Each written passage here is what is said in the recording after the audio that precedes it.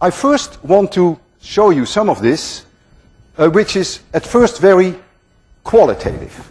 I don't want it to become quantitative yet. The difficulty with these experiments are, I'm going to use this plank here, that the moment that my fingers touch this plank or touch the bottom of any of the objects that I'm going to slide, then all hell breaks loose. A little bit of water on the plank would locally make the friction coefficients larger. My fingers have chalk on them. A little bit of chalk on a local place would make the friction coefficient go down.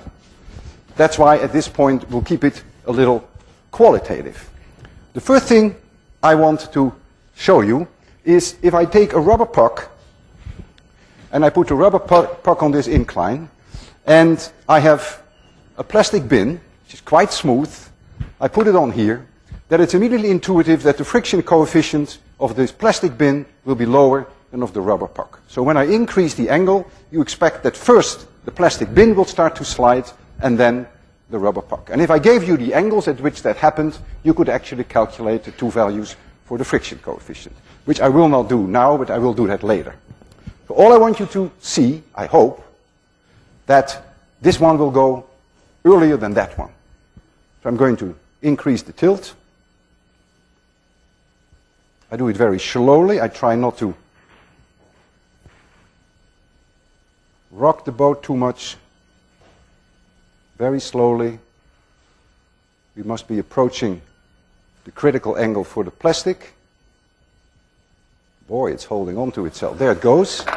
And the rubber goes a little later. The rubber can be made rough by rubbing it on one side, in which case the angle will be even larger. I told you that the friction coefficient is independent of the mass of the object. I have two identical bins here. Well, as far as they can be identical. Maybe one at the bottom is a little rougher than the other. But in one, I'm going to put 200 grams, which is about 5 times the weight of the bin. And then, within reason, when I tilt them, they will go at the same angle, because it's independent of the mass. So let's try that again, and see how close they are. It may be off by half a degree or 1 degree, of course, because the plank is not uniform everywhere. And now it's 18 degrees, 19 and a half, 20, 20 and a half, 21, and the other one is 21.2.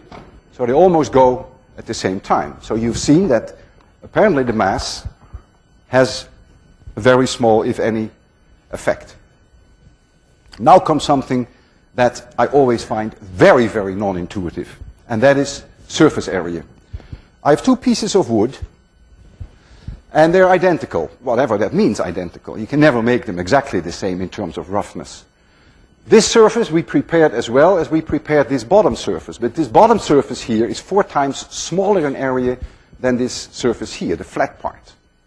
I'm going to put the flat one here, and I'm going to put the same object, but with its small area here. If indeed the friction coefficient is independent of surface area, then when I tilt them, they should start to slide roughly at the same angle. There we go. 14 degrees, 16, 18, one goes and the other one follows within 0.2 of a degree. And the reason why there's always some difference, of course, the plank is not exactly uniform. I have to be careful that I don't touch the critical surfaces.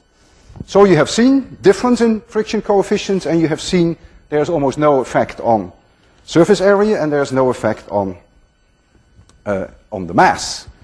And that is both very non-intuitive. The width of the tires of your car does not matter. And that I asked you the question to explain in your assignment number 3, why race cars have very wide tires. There must be a reason for that. I want you to think about that.